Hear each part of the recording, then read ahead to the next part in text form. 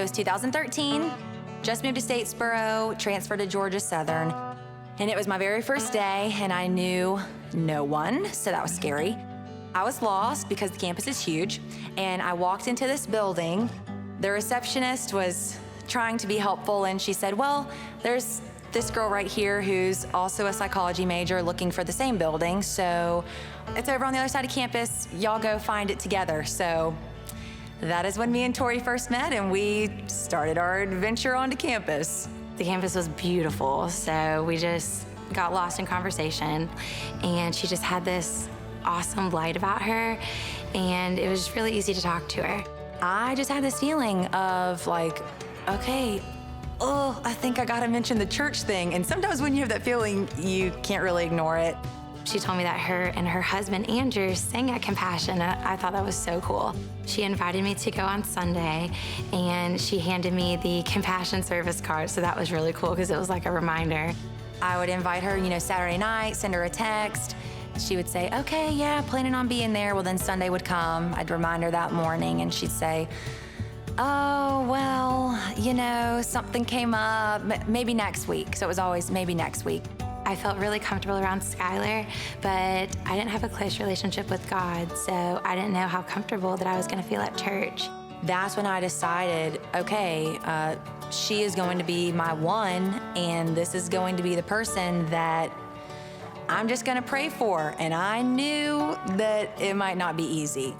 We kept in touch, we'd run into each other, go grab food, casual things like that, but she was always on my heart, and I was always trying to get her to come to church. After graduation, we kind of went our separate ways and lost touch over the summer.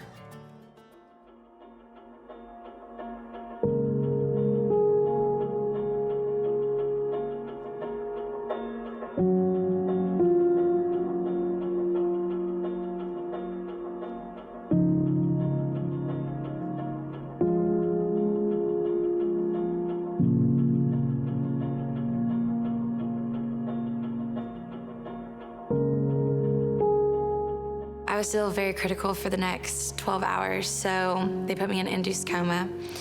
And then one thing after the other kept going wrong, so 12 hours turned into 2 weeks.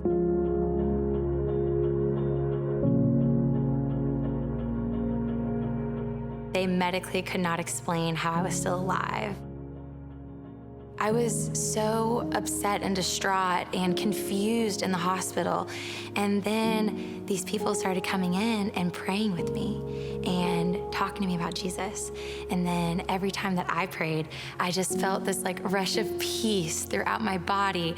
And I wanted that feeling, and I loved it.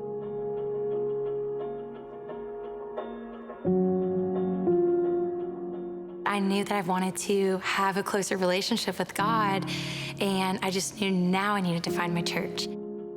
Skyler just popped up in my head, and I knew that before my accident, I always wanted to go to church with her. I did. I wanted to go hear her sing, and I wanted to experience it. I just never did.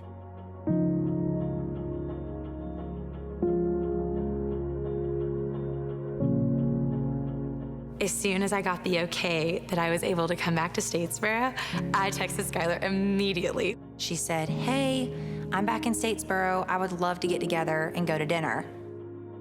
We were probably there for over 2 hours, and we just sat in the booth, and she filled me in on everything that had gone on.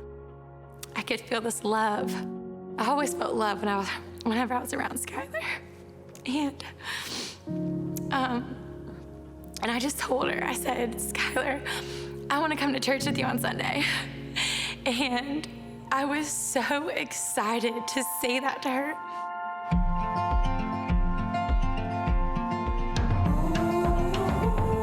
As soon as I walked into those doors, I just felt the love. From the stage, I was singing, and I could see her in the back.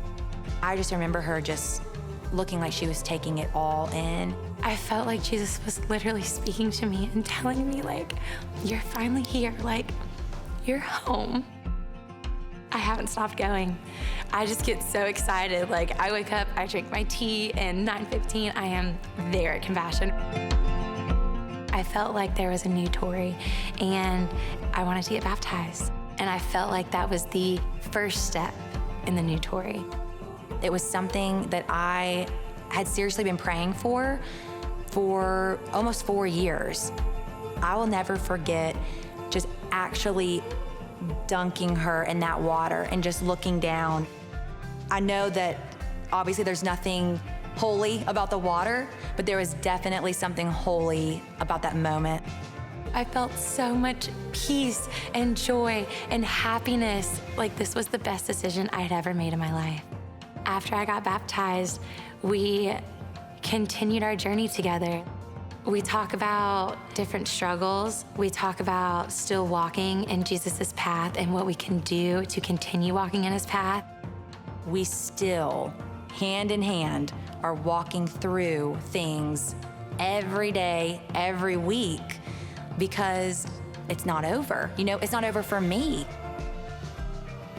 You can't just get into the baptistry and then expect for them to figure it out all on their own.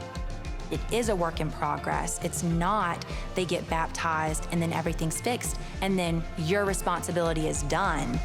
Honestly, I think that's just the beginning for a long road ahead.